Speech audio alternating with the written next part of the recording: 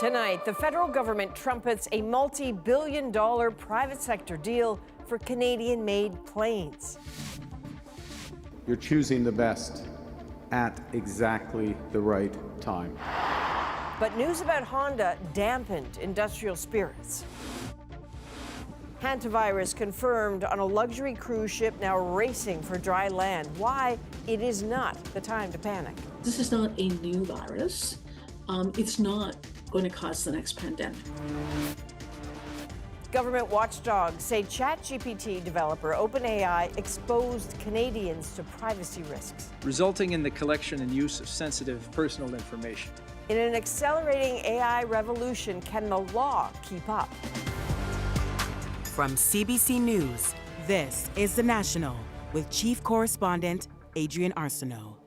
Thanks for joining us. The Prime Minister is celebrating a multi-billion-dollar global sale of Canadian-made jets tonight, branding it a win in his drive to diversify trading partnerships abroad.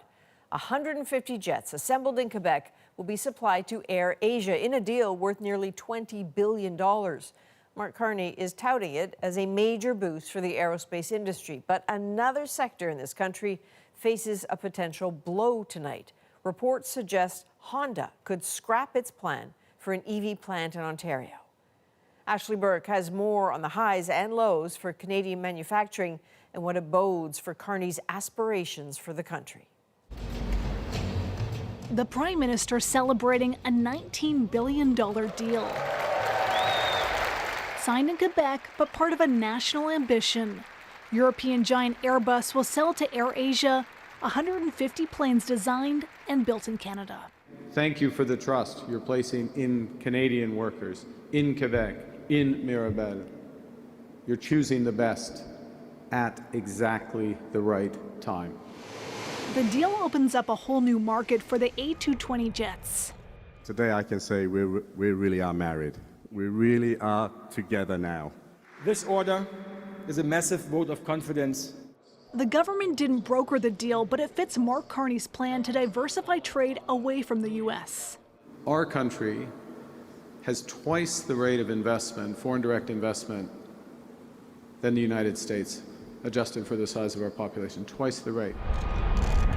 But celebration in the aerospace sector was mirrored by bad news for autos. Honda has reportedly suspended its plans indefinitely to build a $15 billion electric vehicle plant in Ontario. Probably 10,000 plus new jobs that were going to come from that. But he says the elimination of EV incentives in the U.S. have hurt Honda's sales. It's a sad moment for the potential on electrification being centered here in this country. The Conservative leader says the government's plan to make Canada an EV leader won't work. To call it an illusion would be generous. It's more like a liberal hallucination. Others say not every sector in Canada will be in lockstep during a pivot of this size. It's bound to occur that subsectors will be expanding, others will be growing more slowly. The question is, are you putting the conditions in place to allow them to succeed 5 or 10 years down the road from now? He says the government is taking the right steps in expanding trade to new areas of the world, but needs to be more strategic about tapping into research capabilities in Canada to help develop and produce new products. Ashley, so for the government, some good news, but also some bad news today. How is Honda responding? Yeah, Adrienne, Honda said that it had nothing new to say today and referred CBC News back to its comments a year ago when it first announced a 2-year pause on its plans for the EV plant. As for that Airbus deal with AirAsia, it's unfolding as Canada tries to sign a free trade deal with the Association of Southeast Asian Nations sometime this year. All right, thank you. That is Ashley Burke in Ottawa tonight. CBC News has learned the Carney government is planning to propose changes to make it easier for natural resource projects to be approved and built faster. Kate McKenna broke the story and joins us now. So, Kate, please, what can you tell us? Adrian, the Carney government is set to release a proposal to speed up natural resource projects and federally assessed projects like ports. It's the next step in its promise to have one review per project and to make final decisions on projects within 2 years, including any pipeline. Sources say they're planning to launch consultations this week, and that Indigenous consultation would remain. They also say that environmental assessments will not be watered down. The full proposal was not shared with CBC News, and sources say things are subject to change. But because this could be a comprehensive process change, the government is planning to consult before tabling any legislation. So, Kate, didn't the federal government already pass a bill to make it easier to build projects of national importance, though? Yeah, last year they passed C5, which allows lawmakers to overrule laws and regulations to fast-track projects deemed to be in the national interest. So far, they've named more than 15 projects, most of which were already underway. This new proposal is different in that it will affect all projects, not just the ones handpicked by government. All right, thank you. That is Kate McKenna in Ottawa tonight. The cruise ship dealing with a deadly hantavirus outbreak is en route to safe harbor tonight. After being refused permission to dock in Cape Verde, the ship is now on a multi-day journey to the Canary Islands. Spanish officials have given it permission to dock. A reminder that 3 passengers have died, and the World Health Organization says there are 8 cases overall. Christine Birak shows us that while the confirmed strain can spread from human to human, experts are calling for calm. Before lifting anchor for the Canary Islands, 3 patients, including the ship's doctor, were taken off MV Hondius. 2 said to be in serious condition. The 3rd had close contact with a passenger who died. It was a bit of a sleepless night because we have been preparing for this evacuation. The patients were transferred directly to a waiting plane bound for European hospitals, where in Zurich, a Swiss passenger who left the cruise early is now hospitalized with hantavirus. Still, more than 140 passengers, including 4 Canadians, remain on board, some documenting their perilous journey online. The weeks-long luxury cruise of a lifetime took a turn when passengers started mysteriously becoming sick. Then, this announcement. This is my sad duty to inform you that one of our passengers sadly passed away. 2 more deaths would follow, including that passenger's wife. He said it was due to natural causes and we are not infectious. The man who filmed this video left the ship after news of the first death. But it was also misguiding us. Because this person had the virus before he got on the ship. While that's still not fact, South African scientists have confirmed through lab tests an extremely rare strain of hantavirus on board. The Andes virus can transmit from person to person. The only documented cases are in Argentina, where the cruise started. Concerning to see what's really unfolded here, how this has happened, but I don't think it's unexpected. He says more viruses are moving into human habitats. Health officials are now tracing contacts from those on the ship, but say the risk to the general public is low. This is not a new virus. It's not going to cause the next pandemic. The ship is now heading toward the Canary Islands and expected to arrive by the weekend. Despite initial pushback, the Spanish government says it accepted the request from the World Health Organization. And I gather, Christine, that we now have a little bit of an update about the Canadians on board. We do. The Canadian Public Health Agency says that the 4 Canadians on board are not showing any symptoms, nor were they identified as having close contacts with anyone who became sick. So based on that, when they arrive back in Canada, they will not have to go into quarantine, but they will be screened for any symptoms like all travelers when they arrive back home. All right. That is Christine Birak. Thank you. You're welcome. There's more evidence tonight of a strained U.S.-Iran ceasefire. The U.S. fired on an Iranian vessel and reiterated threats to resume bombing Iran. But as Sasha Petrusek shows us, Donald Trump is again suggesting a deal to end the war is at hand. Once again, U.S. President Donald Trump says Iran is ready for an end to the war. We're dealing with people that want to make a deal very much, and we'll see whether or not they can make a deal that's satisfactory to us. We have it very much under control. The U.S. suspended its short-lived mission to guide ships through the Strait of Hormuz. But it continues its blockade of Iranian ports, claiming to have disabled an oil tanker in the Gulf of Oman bound for Iran, while Iran tries to impose new fees and rules for ships using the vital strait. Still, Pakistani mediators sound hopeful a deal is close. They confirm a 14-point memorandum of understanding is on the table. It would formally end the war now, but the rest is unclear, likely leaving key issues for future talks, like the reopening of the strait, the lifting of economic sanctions against Iran, and the future of its nuclear program. Iran cannot have a nuclear weapon, and they won't. And they've agreed to that, among other things. Trump says more than 400 kilos of enriched uranium will also be removed from Iran. Iranian news agencies say Tehran's leaders are considering the deal, with Foreign Minister Abbas Araghchi vaguely promising a new era of cooperation after talks with Chinese officials. But there is no certainty, and many questions remain even with a deal. Would ships risk passing through the strait? It's really a business decision by the shipping companies and moreover their insurance companies of when it's open. And what about U.S. ally Israel, which has been poised to attack Iran again? Prime Minister Benjamin Netanyahu says he's ordered his military to be ready for all scenarios. Sasha Petrusik, CBC News, Toronto. The U.S. says the war is about stopping Iran's nuclear program. But how close was Iran to building a bomb? And Israel says the war in Lebanon is about removing the threat of Hezbollah. So what will it take to disarm the Iran-backed militants? We take a deeper look at both those questions in the breakdown later in the show. And in Lebanon tonight, Israel says it has killed a senior Hezbollah commander after hitting the Beirut area for the first time since an April ceasefire went into effect. Rescue crews used heavy machinery to clear the rubble in Beirut's Dahya suburb. Israel said the target was the commander of Hezbollah's Radwan force. The strike puts further pressure on that April 17th ceasefire as fighting continues in the country's south, including these Israeli airstrikes, some using apparent incendiary weapons seen earlier today. The federal privacy commissioner in this country said some of his provincial counterparts say OpenAI violated privacy laws, and they say it harvested sensitive personal data and demonstrated a lack of accountability. Olivia Stefanovich shows us how Ottawa is calling for change.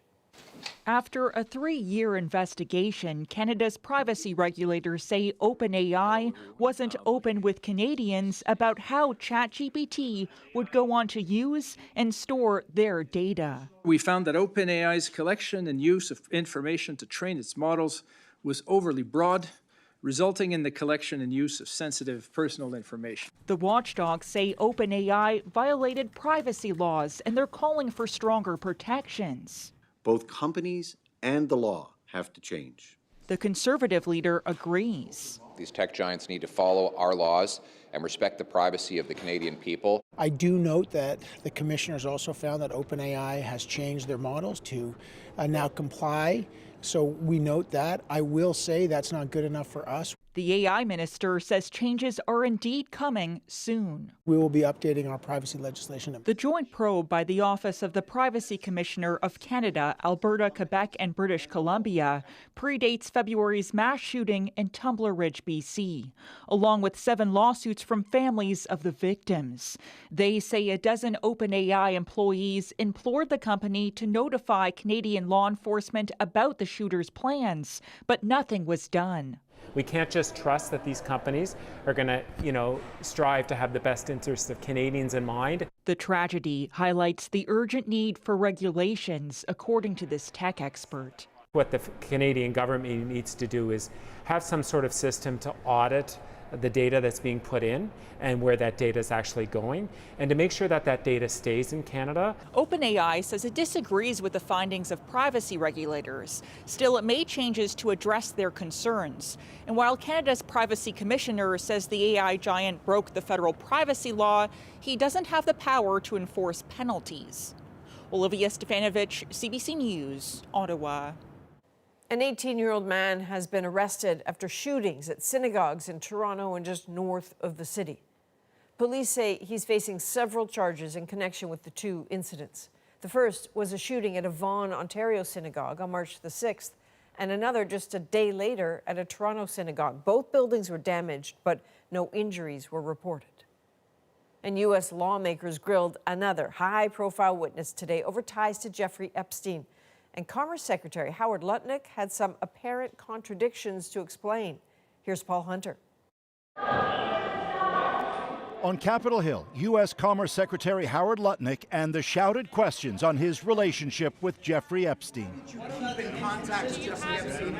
Were you trying to mislead the American people? Set for a closed-door hearing before lawmakers investigating the late billionaire sex offender. We haven't talked to too many people that have admitted they've been on the island, so it's my understanding he wasn't on the island very long and he was there with his wife and kids, but we'll see what he says.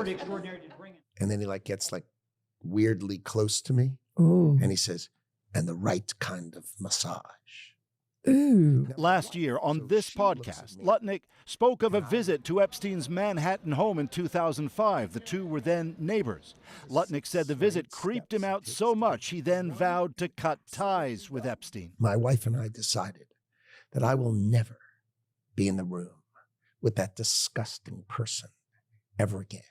But then came this photo from the Department of Justice earlier this year. That's Lutnick in 2012 with Epstein, by then a convicted sex offender, on a brief Lutnick family visit to Epstein's Caribbean island, now dubbed by many Pedophile Island. Democrats are pushing for deeper investigations into any ties Epstein may have had with the man who's now Lutnick's boss, U.S. President Donald Trump, himself a one-time Epstein friend.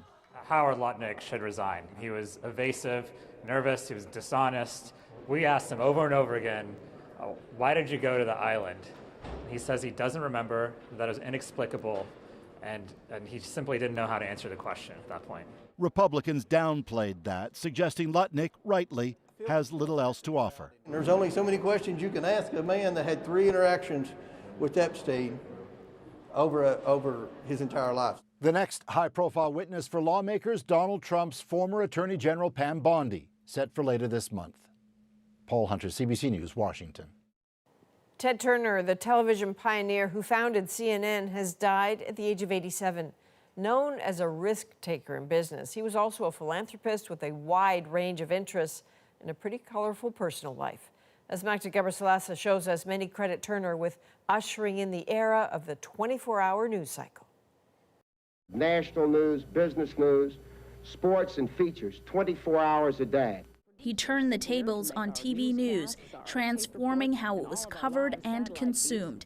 Ted Turner made nonstop news coverage a reality. He was brave. He was, I was going to say ballsy. Born in Cincinnati, Ohio in 1938, Turner took risks early on. After his father's suicide, he took over his billboard business, bought a struggling TV station and the baseball team, the Atlanta Braves, and he went all in with the creation of CNN.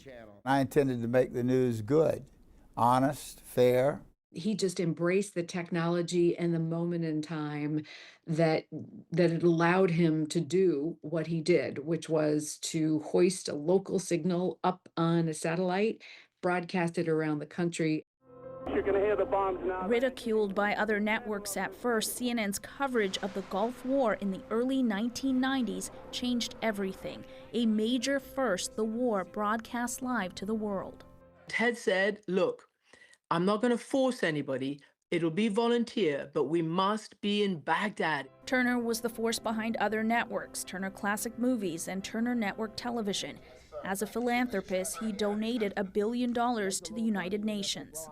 Ted Turner bet on humanity. He never stopped pushing for the world to do better. He was also celebrated for being an environmentalist, but he was controversial too. There were incidents where he insulted Christians, Indigenous, and Black people, in some cases apologizing. His love life also complicated, married and divorced 3 times, actress Jane Fonda being the last. He swept me off my feet. He did, yes. In 2018, news his health took a turn. He was diagnosed with Lewy body dementia. On Wednesday, his family announced he died peacefully and surrounded by family. Turner being remembered fondly by so many, including Fonda. "I love Ted with all my heart," she wrote on social media. "I see him in heaven now." Ted Turner was 87. Magda Gebrselassie, CBC News, Toronto. CBC News has learned the Canadian military is ramping up its defenses against weaponized drones. We have some capability already to take things out of the sky. What it's doing to protect bases and ports and the legal issues that raises. Next. Plus, trading in the nightclub for something very hot and very cold. As an outsider, it's like, okay, parties and saunas, like, what? What's going on here? Why these steamy parties are having a moment. And later, teachers may think they've heard all the excuses from students, but what about this one? There's a bear inside my car. Like, that's just plain and simple. Why she missed class and the video evidence she had to back it up. We are back in 2.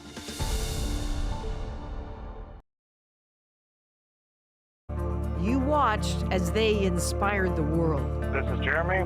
We are going for all humanity. Now it's your chance to ask the Artemis II astronauts your questions. So scan the QR code on your screen or email ask@cbc.ca. Because Jeremy is coming home to Canada, and he's bringing Reed and Victor and Christina along with him. All 4 of them will sit down with CBC News. Watch for Canada's questions for the Artemis II astronauts in the days ahead on The National. CBC News has learned that Canada's military has quietly begun deploying counter-drone systems at ports and air bases across the country. Murray Brewster looks at the logistical and legal challenges. The war between Russia and Ukraine has shown the devastating impact of weaponized drones, especially surprise Ukrainian attacks against some of Russia's biggest and most expensive military equipment. We have some capability already to take things out of the sky. Canadian military commanders are considering how this country can defend against similar attacks. We have developed and are already working with some counter UAS systems that are in place and being continuing to be developed in certain locations across Canada. The Air Force declined to comment after CBC News asked DND about the precise measures being taken to protect bases. But Canada's military has adopted the Italian-British-built Falcon Shield for troops overseas. Implementing it at home poses a challenge, though, because drones are brought down either by jamming or shooting at them. The people of Halifax are not going to be very excited about kinetic munitions being fired off to shoot down a drone in downtown Halifax, right? So how do you do these things in an urban center? And then there's the challenge of recognizing whether any one drone is a danger. When we're coming into Halifax Harbour, for example, it is very hard to distinguish between a threatening drone coming off Point Pleasant Park or someone who's just curious about the very cool warship that's coming into harbour. Experts say the government needs to clarify the law for that scenario and others. There needs to be a system in place where if any one of those malicious use of UAV materializes, we can interdict and deal with it very quickly. In March, the federal government strengthened its authority to be able to interdict drones that pose security risks. But experts say it's only a first step. Murray Brewster, CBC News, Ottawa. One of the main reasons Washington has given for starting the war in Iran could be the biggest obstacle to ending it. Can't let Iran have a nuclear weapon. You'd have problems like nobody would believe. So how close has Iran been to getting one? Plus, Lebanon's government vows to disarm Hezbollah, but how likely is that? Whatever happens needs to start from Lebanon rather from the region. No one will fix a country for you. Chris Brown looks at what is standing in the way and how it could change. The National breaks down the stories shaping our world. Next.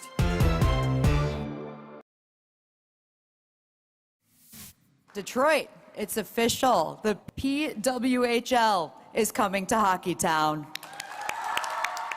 There you go. The Professional Women's Hockey League is growing again, and PWHL announcing that next season it will add a 9th team in Detroit. It's the league's 3rd expansion squad since it launched in 2024.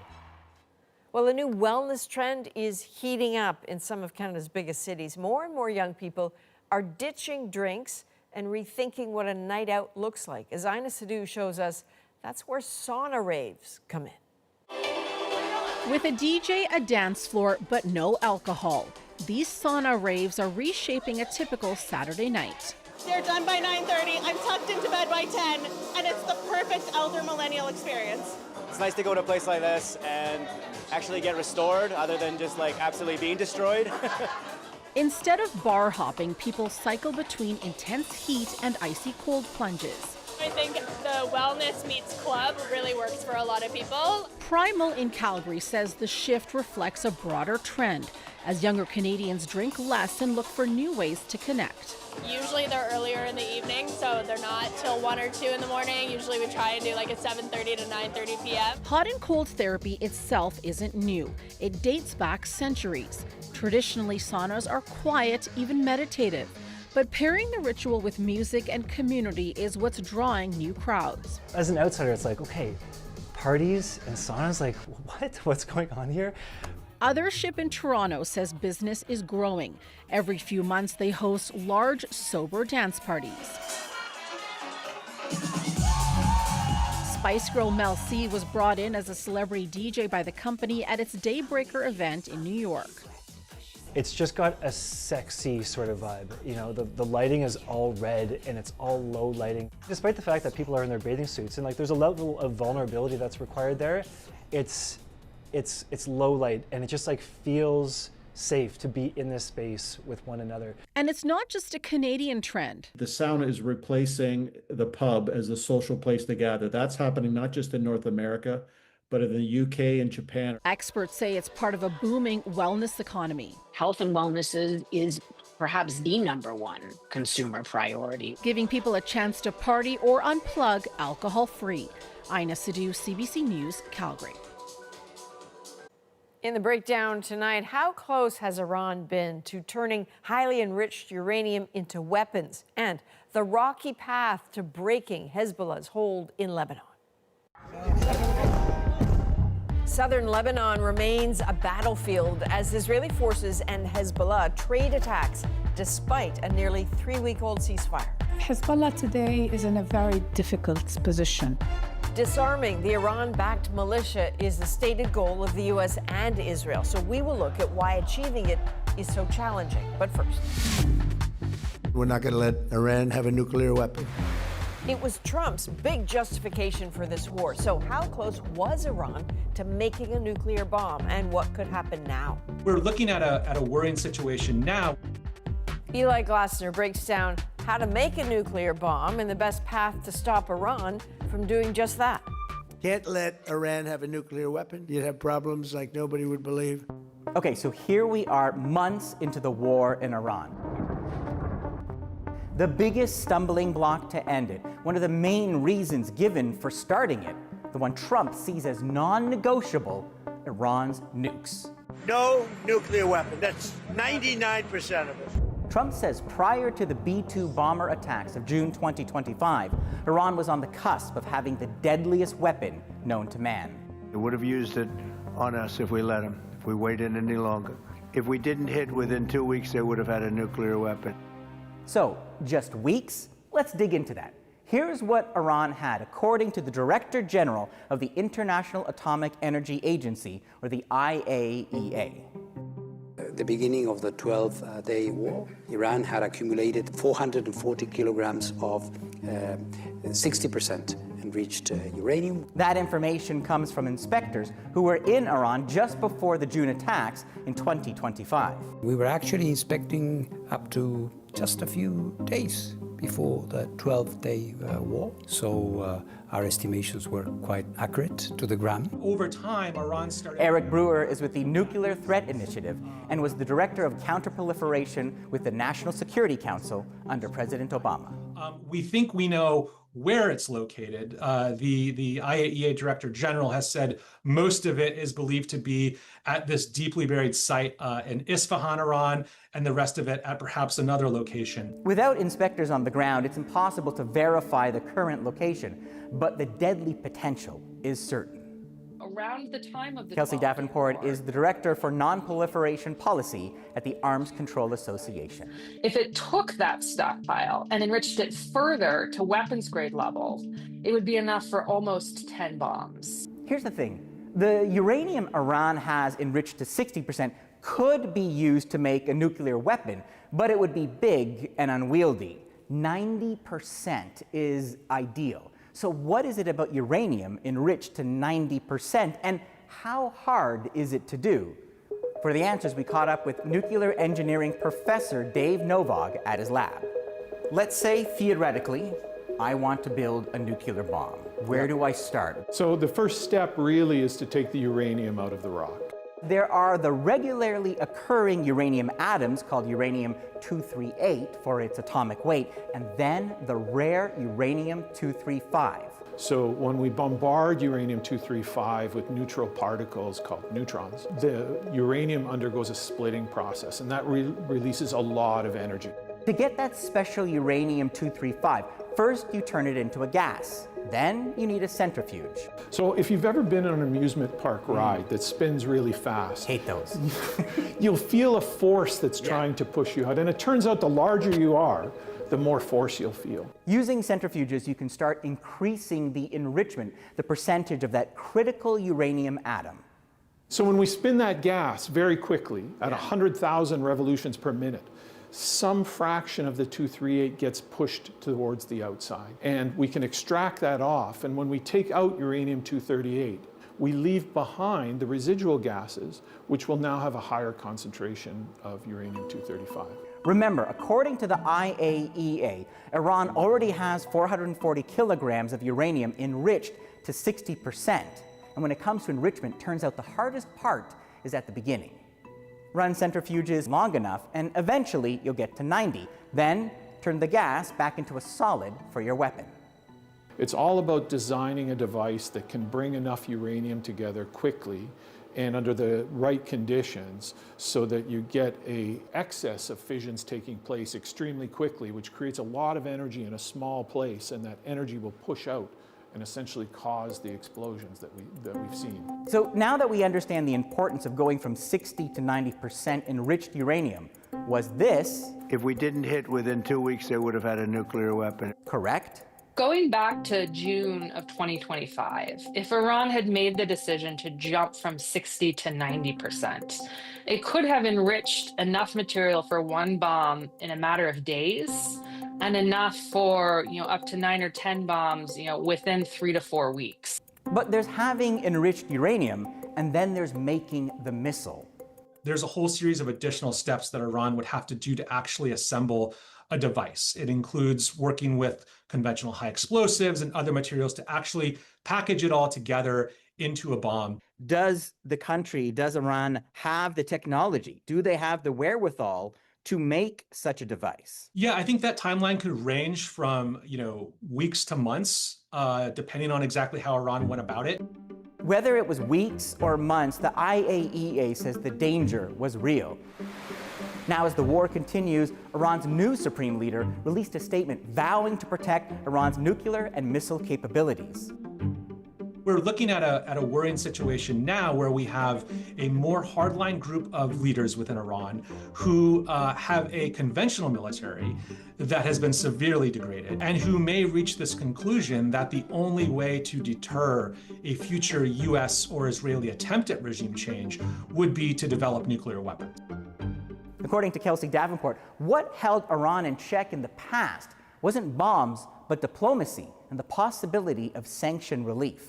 It's extremely frustrating because this situation was entirely avoidable. Iran agreed to a nuclear deal in 2016. The United States was part of that deal that stringently limited its nuclear program and put in place the most intrusive monitoring and verification regime ever negotiated. And Iran was abiding by that deal. This was a horrible one-sided deal that should have never, ever been made. And just as with the nuclear treaty Trump tore up in 2018, any new deal will need to rely on aggressive inspections. Brewer wonders if there'll be enough. In your opinion, what is the way forward? I think they would agree to robust inspections. The question is, are they robust enough for what we would need in this case? And that includes things like access to military sites, which they have previously refused to provide. So those are some of the things we would need in a new deal. So there's a lot of really big gaps that have to be bridged. I wouldn't say it's impossible, but yes, it's incredibly challenging in this environment. So, Eli, when we talk about nuclear bombs, this seems to come down to the level of enrichment. So the IAEA says that Iran has 60% enriched uranium. But how hard is it to get to 90, which would be weapons grade?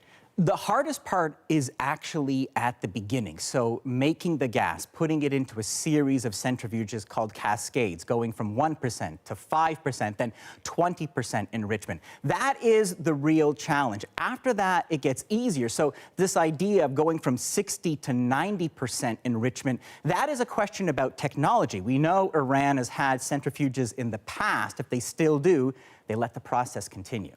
And then what happens to the enriched uranium going forward?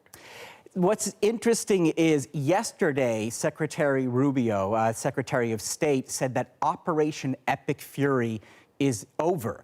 And so inevitably, if Washington is looking for an off-ramp, there will be negotiations about the future of Iran's nuclear program and all that enriched uranium. And today, President Trump said they will get it. He didn't say how. Okay, whatever that means. All right, Eli Glasner, thank you. My pleasure. Coming up, how to disarm Hezbollah, a powerful militia with potent political sway in southern Lebanon. Want to restore the rule of law all over Lebanon. It is a huge challenge. Why dismantling the Iran-backed group is essential for that and an immense challenge. That's next.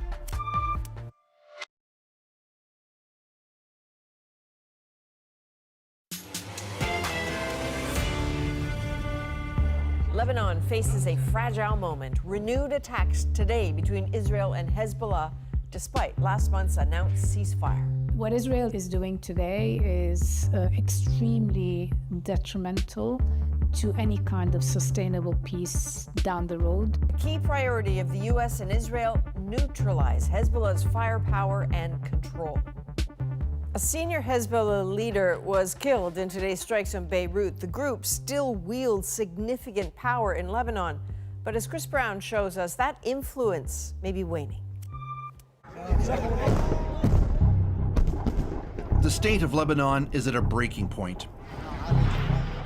It's caught between a brutal Israeli military campaign aimed at depopulating the south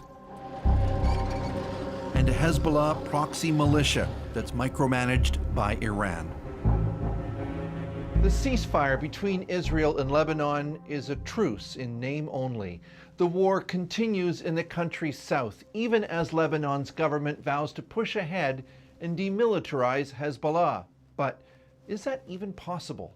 So to get rid of Hezbollah, get rid of its operatives in the government, and more importantly, have a kind of a political strategy for encircling it and ultimately demobilizing it. Hezbollah was born as a resistance movement during the chaos of Lebanon's long civil war and the 1982 Israeli occupation. Hezbollah militants massacred hundreds of US and French soldiers in the 1983 Beirut bombing. While every other Lebanese faction eventually disarmed, Hezbollah kept its weapons and subsequently transformed into Iran's most powerful regional proxy. The group's longtime leader, Shia cleric Hassan Nasrallah, claimed Hezbollah was the only thing standing between Lebanon and Israeli aggression. اليد الإسرائيلية التي ستمتد إلى الجيش اللبناني ستقطعها المقاومة. But disarming Hezbollah isn't just about collecting weapons. It's about dismantling a parallel society. Hezbollah is also a powerful political party. Where the Lebanese state was absent, Hezbollah built schools, ran banks, and provided a social safety net in Shia communities. Youth movements, such as the Scouts, attracted followers at a young age. Lebanon's government now needs to present an alternative. The strategy is very clear. Hezbollah is not only unable to protect the community it claims to protect, nor the south of Lebanon, but that in fact It's doing quite the opposite. Of course, Israel is doing the damage, is doing the bombing, but Hezbollah caused this, and they could have avoided it, and they did it for the sake of Iran. Outside of its Shia strongholds, Hezbollah is loathed, and successive wars with Israel have left it weakened. Most of the group's top leaders, such as Nasrallah, were killed in Israeli assassinations or in the Israeli pager attacks in 2024. Hezbollah today is in a very difficult position. They've lost all their internal allies, whether they're Christian, they're Sunni, it doesn't matter. There are a lot of misgivings, and we're already starting to see criticisms from within the broader Shia community. That weakness helped break a political deadlock in 2025 that enabled former Lebanese army chief Joseph Aoun to win the presidency. One of his first actions was to ban Hezbollah's military activities and announce a roadmap to restore the state's monopoly on arms. We want to restore the rule of law all over Lebanon. It seems like a big challenge. It is a huge challenge. Before the most recent return to war, Lebanon's military had been slowly rebuilding. The strategy now is to start imposing our control as a government over the capital, and then we're going to start moving south again. There is no other option. I believe it takes less time than 3 years. It's about changing of the mood and the changing of the framing. People simply will not stay on a sinking ship. If people start saying that this ship is sinking, people will leave it. But as Lebanon's army tries to move in, Israel isn't moving out. In Lebanon's south, the Israel Defense Forces, or IDF, has established what it calls a security zone, roughly 10 to 15 kilometers north of Israel's border.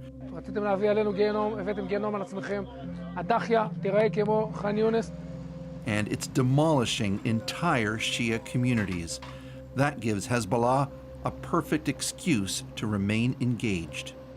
We are all horrified at what's been happening. The very clear intent by Israel to depopulate South Lebanon, to make it unlivable and uninhabitable. What Israel is doing today is extremely detrimental to any kind of sustainable peace down the road.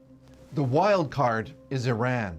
Since Israel assassinated most of Hezbollah's top leadership, analysts say Iran's Revolutionary Guards have taken direct control of the militia's operations.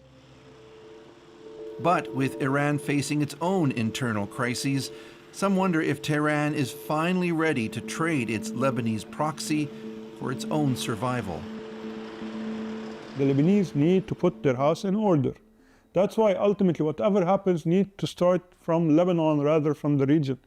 No one will fix a country for you. US President Donald Trump appears to be angling for a photo op, for example, proclaiming peace between Lebanon and Israel. If you look at Hezbollah, that's where everybody seems to be united against them. The direct talks between Lebanese and Israeli ambassadors, facilitated by Washington, have broken an historic taboo. The Lebanese have the opening they've been waiting for to help their country reassert a strong, independent state. Now they have to see if they can survive the process of taking it back. According to a UN report, at least 380 people have been killed in Lebanon since the April ceasefire.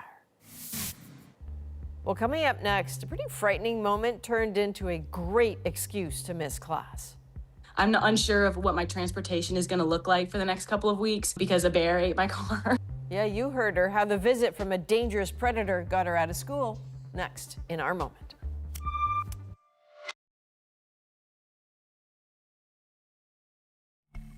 You are looking at a bear just moments after doing quite the number on this car. The car belongs to a student in Knoxville, Tennessee. So lucky for her, she recorded the whole thing, which came in handy when she needed to explain why she couldn't make it to class. Tonight, that's our moment. There's a bear inside of my car. Like, that's just plain and simple. We had seen these bears just every single day. You could count on it, dawn and dusk, you would see this mama bear and her 3 cubs. It was, I guess, subtle foreshadowing the whole time. How are we going to get this bear out? Pull it. It was a strap that my dad had in his car. He tied it around. We pulled the tow strap to get the car open, and that sends the bear out. We're looking around the car, and it's just torn to bits. The roof was ripped down, the dashboard was shredded, and of course, he left a little personal remnants on the door. Because the bear tore up my car, I wasn't able to get to class. So I had to email my teacher just to let him know. And it was like, this is going to sound crazy, but I'm unsure of what my transportation is going to look like for the next couple of weeks because a bear ate my car. My teachers were all in good spirits about it, thankfully. What are the odds? And the one time you slip up and leave your door unlocked, a bear gets inside and rips it to shreds. The same bears we had been seeing and loving all weekend. Okay, so 2 things here. Number 1, when she sent that email, the teacher did not respond. She had to find her way into class to eventually explain why she couldn't have been in class. But also, not only did she leave the door open, there happened to be a container of heavy whipping cream in there. And just maybe when you're hungry, you're hungry. From all of us at The National, thanks for being with us. I'm Adrienne Arsenault. Take care.